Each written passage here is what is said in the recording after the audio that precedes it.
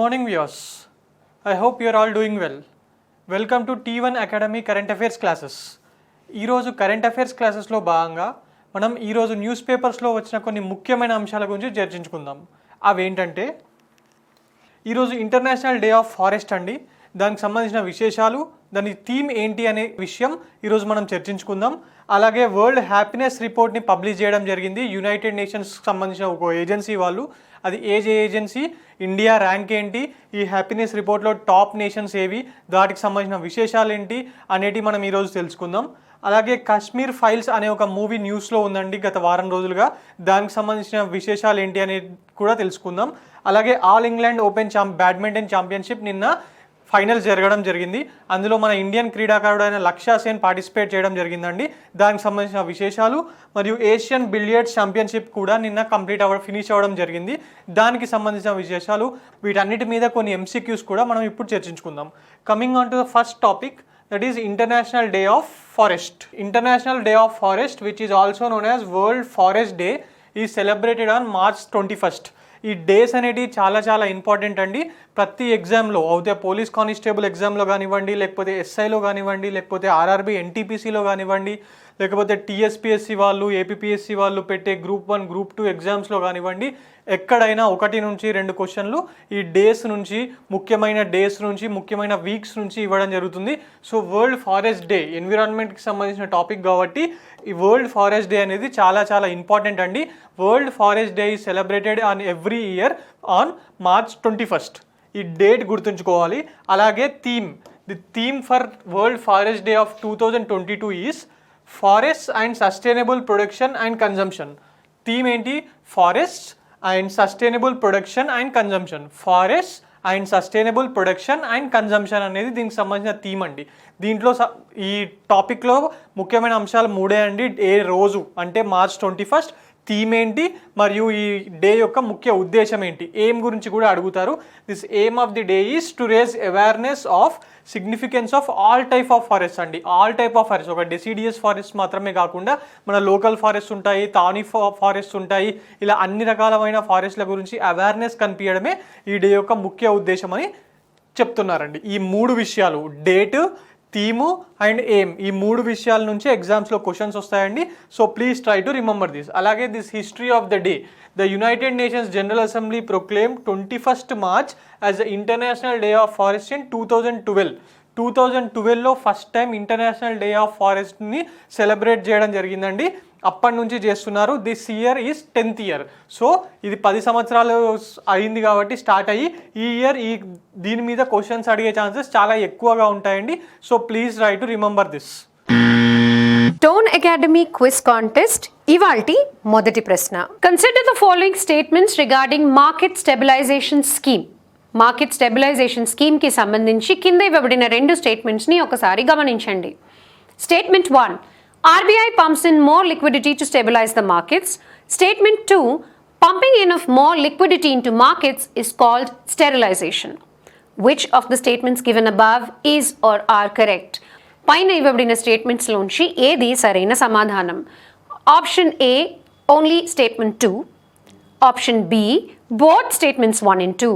Option C, only statement 1, or option D, neither statement 1 nor statement 2. Coming on to the next topic, that is World Happiness Report 2022. Recently, the World Happiness Report 2022 was published by United Nations Sustainable Development Solutions Network. ఈ world happiness రిపోర్ట్ని ఎవరు publish చేశారనేది question అవుతుందండి. That is United nations sustainable development solutions network వాళ్ళు. ఇది United నేషన్కి సంబంధించిన ఒక agency అండి. వాళ్ళకు ఉన్న చాలా ఏజెన్సీల్లో ఇది వన్ ఆఫ్ ది ఏజెన్సీ. వాళ్ళు పబ్లిష్ చేయడం జరిగింది. ఇది కూడా this marks the 10th anniversary of world happiness report. World happiness report అనేది ఎప్పుడు ఇంపార్టెంట్ అవుతుందండి. చాలాసార్లు ఇది ప్రీవియస్లీ TSPSCలో గాను, APPSC లాస్ట్ టైం Group 1లో కూడా అడిగారండి దీనికి సంబంధించిన క్వశ్చన్. అండ్ దీంట్లో టాప్ పర్ఫార్మర్ ఎవరంటే ఫిన్లాండ్ వాళ్ళు గత 5 ఏళ్ళుగా టాప్ పర్ఫార్మింగ్ చేస్తున్నారండి. From the last 5 years Finland is topping the list. ఈ ఫిన్లాండ్లో ఫిన్లాండ్ వాళ్ళ క్యాపిటల్సీ ఏది అంటే హెల్సింకి అండి. అండ్ వాళ్ళ కరెన్సీ యూరో. అక్కడ ఎలా చూస్తారంటే ప్రజలు ఒకరి మీద ఒకరు గెలవడం అనేది వాళ్ళ ఐడియాలజీ ఆఫ్ వాళ్ళ లివింగ్ స్టాండర్డ్ అలా ఉండదండి. కలిసిమలిసి బతకడం అనే కాన్సెప్ట్ మీద వాళ్ళ దేశం అనేది నడుస్తూ ఉంటుంది. అందువల్లనే అక్కడ దొంగతనాలు కానీ ఇలాంటి ఏవి ఉండవు. అందుకే వాళ్ళ ఐడియాలజీ మూలంగానే ఈ ఫిన్లాండ్ అనేది గత ఐదేళ్ళని కాదండి, అంతకుముందు కూడా ఇది ఎప్పుడు టాప్ 2 టాప్ 3లో ఉండేది. బట్ గత 5 ఏళ్ళుగా ఆ దేశం వరల్డ్ హ్యాపీనెస్ రిపోర్ట్లో ప్రథమ స్థానంలో ఉండడం జరుగుతుందండి. అండ్ లాస్ట్ ఎవరు అంటే ఆఫ్ఘనిస్తాన్ వాళ్ళండి. ఆఫ్ఘనిస్తాన్ వాళ్ళు లీస్ట్ పర్ఫార్మింగ్ నేషన్. యుద్ధాలతో అతలాకుతమైన ఆ దేశంలో ఇప్పుడు మళ్ళీ తాలిబాన్లు రాజ్యం ఏలుతున్న ఆ దేశంలో సంతోషం అనేది కరువైపోయిందండి. వరల్డ్ హ్యాపీనెస్ రిపోర్ట్లో భాగంగా ఆఫ్ఘనిస్తాన్ అనేది చిట్ట చివరి స్థానంలో నిలిచిందండి. అండ్ ఇండియా, మన దేశం పర్ఫార్మెన్స్ ఏంటి అంటే మన దేశం కూడా చివరిలోనే ఉందండి. 136th ప్లేస్లో ఉంది. Out of total 146 countries India is placed in 136. But ఇందులో కూడా మనం ఎగ్జామ్ పాయింట్ ఆఫ్ వ్యూలో గుర్తుంచుకోదగిన విషయం ఏంటంటే మనం 3 పొజిషన్స్ ఇంప్రూవ్ అయ్యాము. లాస్ట్ ఇయర్ ఈ రిపోర్ట్ చేసినప్పుడు మనము వరల్డ్ హ్యాపీనెస్ రిపోర్ట్లో 139th పొజిషన్లో ఉండేవాళ్ళము.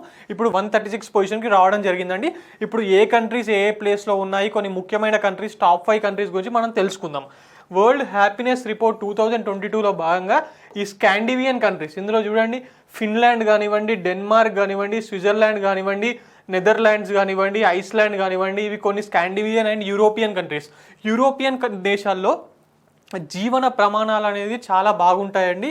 అందువల్లనే హ్యాపీనెస్ ర్యాంకింగ్లో ఎప్పుడూ కూడా ఆ కంట్రీసే, యుఎస్, రష్యా, యూకే ఇలాంటి కంట్రీస్ని దాటేసి ఈ ముఖ్యంగా స్కాండివియన్ కంట్రీస్ ఎప్పుడు టాప్ పొజిషన్లో ఉండడం జరుగుతుంది. యుఎస్ ఈ లిస్ట్లో 16th పొజిషన్లో ఉందండి. యుఎస్లో కూడా జీవన ప్రమాణాలు బాగుండడం వల్ల అక్కడ కూడా హ్యాపీనెస్ బాగానే ఉంది. హ్యాపీనెస్ ర్యాంకింగ్లో భాగంగా 16th పొజిషన్లో ఉండడం జరిగింది. అయినా మన సౌత్ ఏషియన్ నేబర్స్ కూడా మనకన్నా ముందు ప్లేసెస్లోనే ఉన్నాయండి. That is Nepal 84th, Bangladesh 94th, Pakistan, మనం ప్రతి దాంట్లో పాకిస్తాన్తో కంపేర్ చేసుకుంటూనే ఉంటాము. అలాంటిది పాకిస్తాన్ వాళ్ళు కూడా లాస్ట్ టైం హంగర్ ఇండెక్స్లో మనకన్నా ముందు ప్లేస్లో ఉన్నారు. ఇప్పుడు దీంట్లో కూడా వరల్డ్ హ్యాపీనెస్ రిపోర్ట్లో కూడా వాళ్ళు మనకైనా ముందు స్థానం సంపాదించారండి, 121st.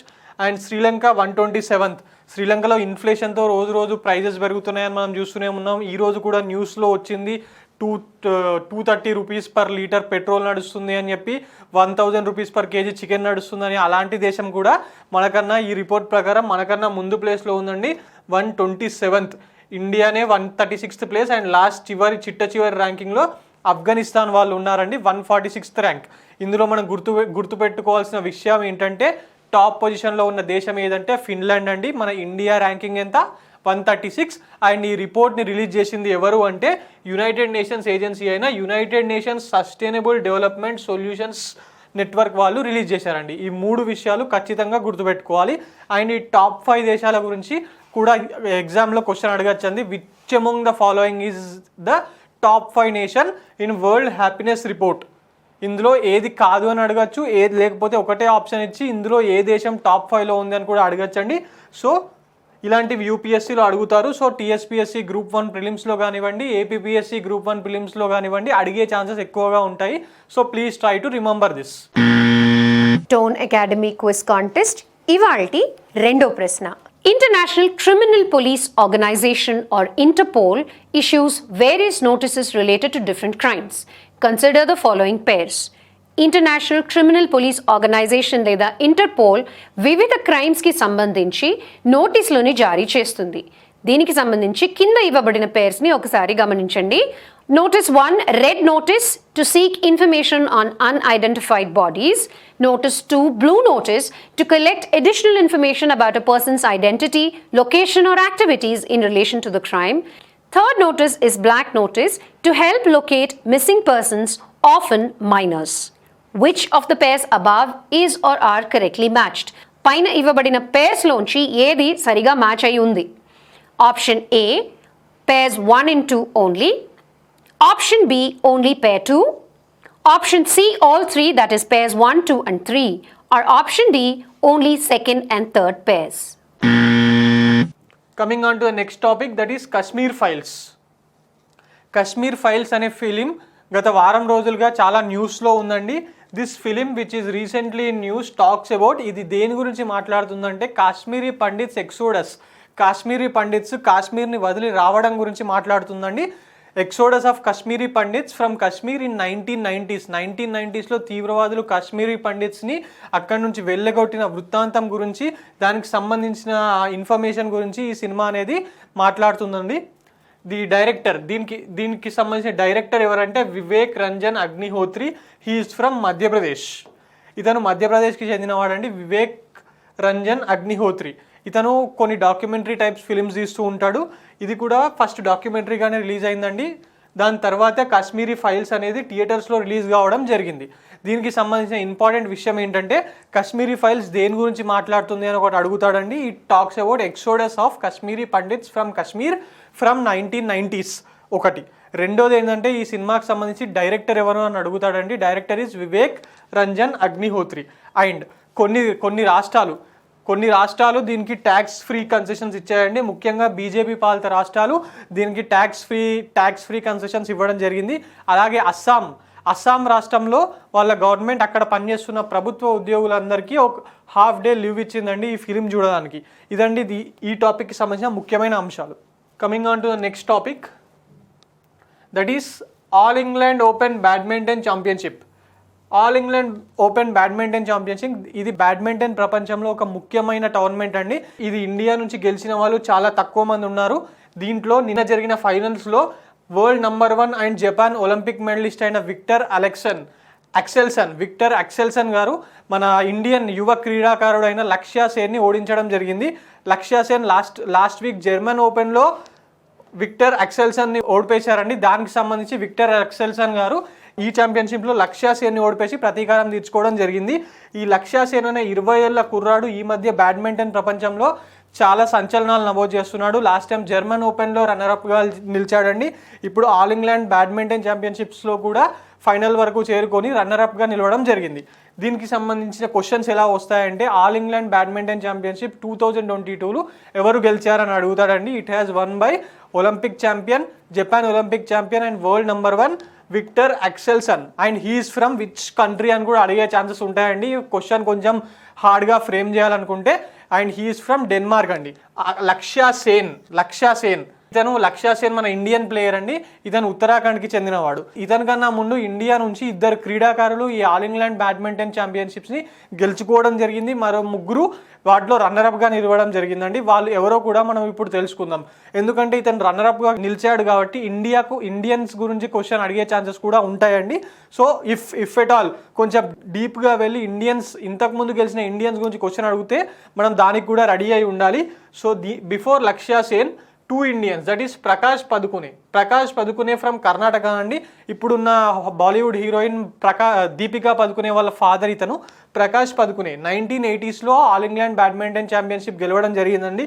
అలాగే మన national badminton present coach Pullela Gopichand 2001లో ఈ ఛాంపియన్షిప్స్ని గెలవడం జరిగిందండి.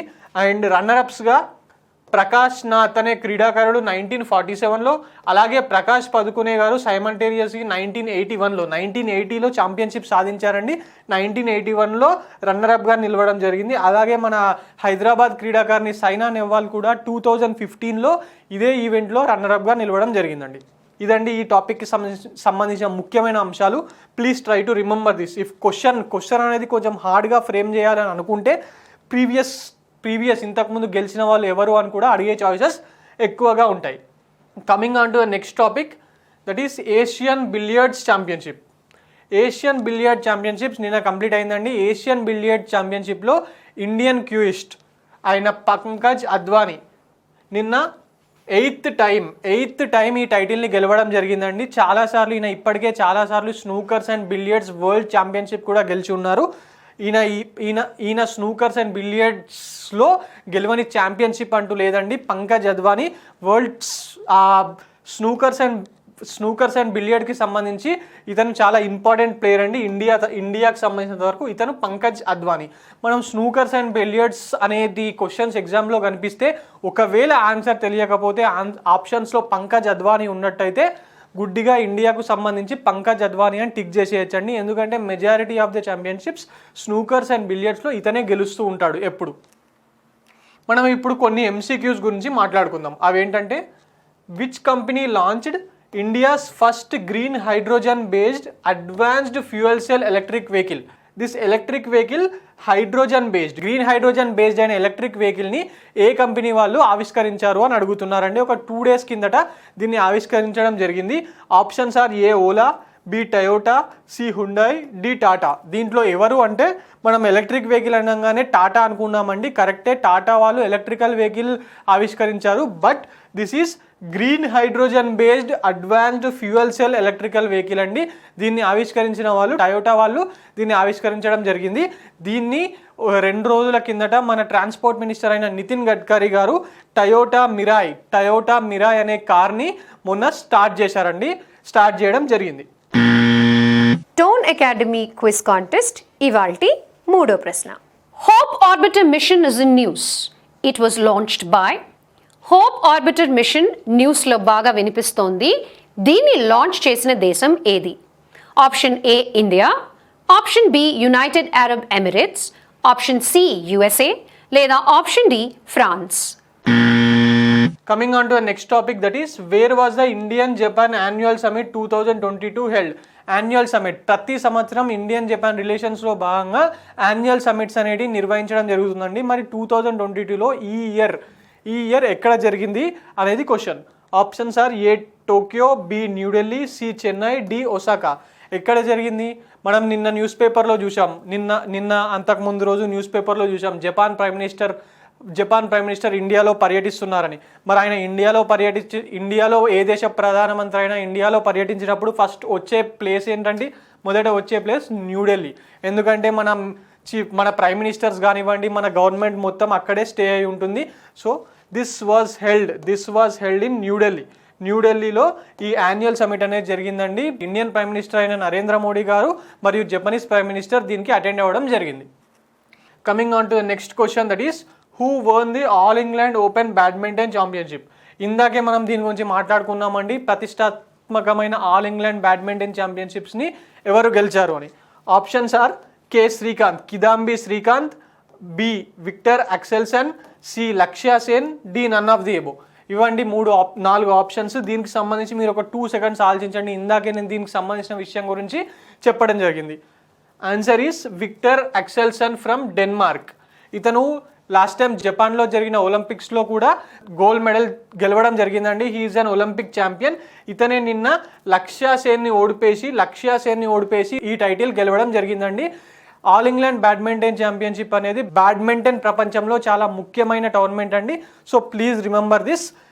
విక్టర్ యాక్సెల్సన్ గారు లక్ష్య సేన్ని ఓడిపేసి ఈ ఛాంపియన్షిప్ అనేది గెలవడం జరిగిందండి.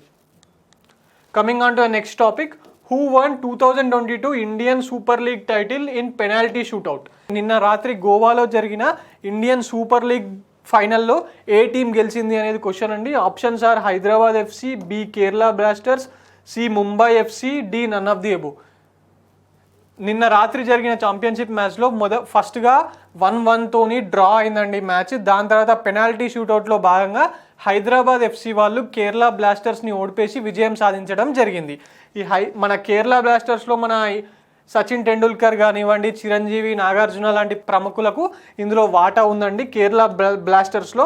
బట్ మన హైదరాబాద్ ఎఫ్సి వాళ్ళు నిన్న కేరళ బ్లాస్టర్స్ని ఓడిపేసి ఈ ఛాంపియన్షిప్స్ని గెలవడం జరిగింది.